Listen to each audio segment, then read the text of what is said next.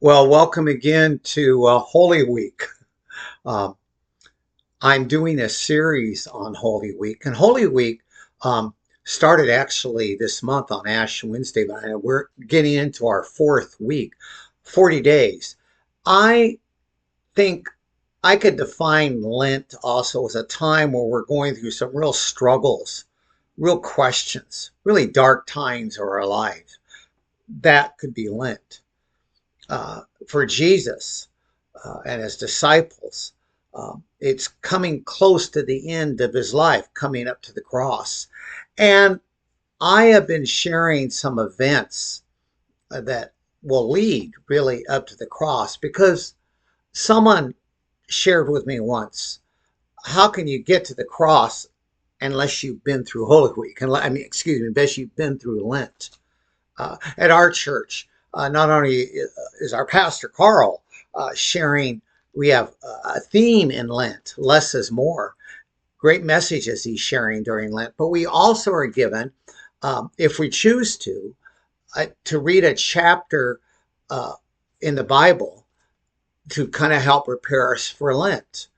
And Gail and I have been doing that. In fact, that's been our devotion. I don't know if you're from Rivercross and you haven't started that, start it now. Read the scriptures that Pastor Carl gave us to kind of get ready for Lent.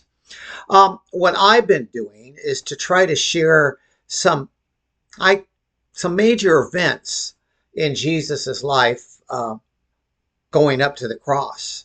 We think we started, yes, I did. I started with the raising of Lazarus, and you go back and read that, but I really called it the faith of Martha. Go back and look at that one. Uh, Last time I shared about really it was a Palm Sunday, Jesus riding into Jerusalem. And that, what an awesome event that was.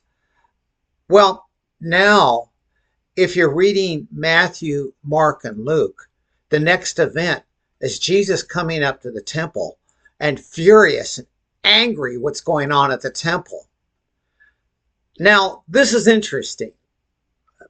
Matthew, Mark, and Luke in the gospel, we call those synoptics seen together. They kind of follow somewhat the same chronological order of Jesus' events in his life. Um, John, sometimes they call John the Maverick Gospel. Well, John's our Maverick. You know, it's interesting because Matthew, Mark, and Luke have this cleansing of the temple towards the end of his ministry, very close to getting to his crucifixion. John has this event, the cleansing of the temple, early in his ministry. Now, some will say, well, maybe he did it twice. I don't know, could have been. I kind of think not. But John puts it at the beginning. And I think I know why John puts it there. Because all through the book of John, John has a major theme. Well, it's love, but another major theme John has. And they all have this. But John, who may be the last gospel written some 60, 70 years after the time of Jesus, his death, his resurrection, ascension, Pentecost, and all that good stuff. John writes his gospel because I don't even know if John thought he had to write a gospel. I bet he thought Matthew, Mark, and Luke did a great job. Why write a gospel? But I think there was something going on in John's church, the times back then, going on with the Christians back then. Might be going on today. There was something called Gnosticism. There was a preaching that either Jesus never really existed. Hey, has anybody seen him in 60, 70 years? Or yes, he may have been a good rabbi, but he was not God. And John's gospel, he wants you to know. Oh, and he shares about love. Throughout his gospel, he wants you to know who Jesus is. Jesus is God. And this cleansing of the temple, when he says, well, let's get to the cleansing of the temple. And again, you can read it early in John or read it later in his life.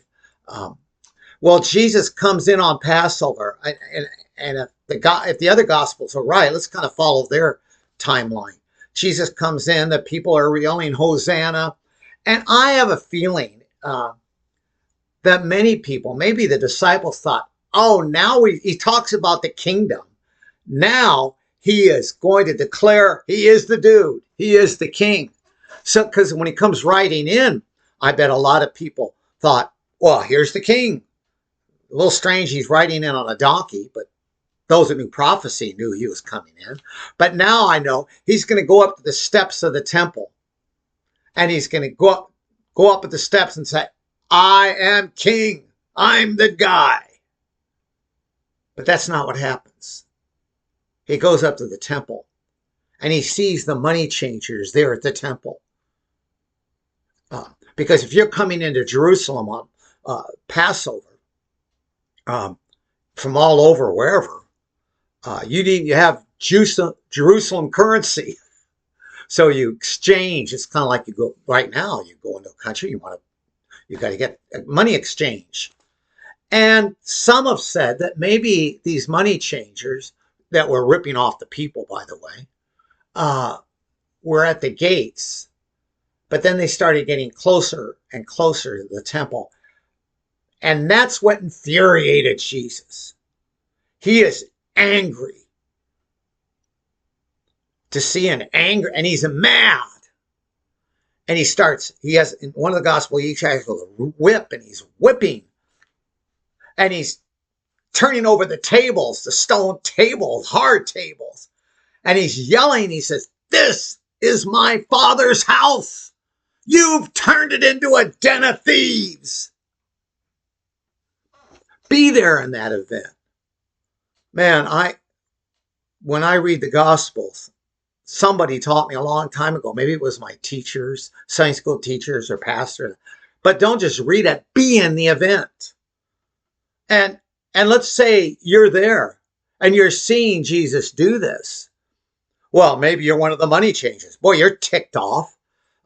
And this is where we're making our money. And better believe the Pharisees and Sadducees, the leaders of the Sanhedrin, were getting a kickback too. They might go, whoa, he's destroying our wealth. Maybe you're looking at Jesus and going, whoa, calm down, Jesus. Mellow out, Jesus. It's all right to get Rome mad and everything, but let's don't get the chief priests mad. Let's don't do that. But Jesus is mad.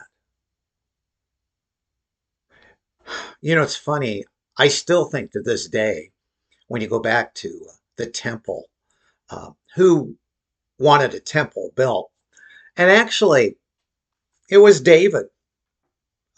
I think God was completely satisfied to be in a synagogue. If you go back and read,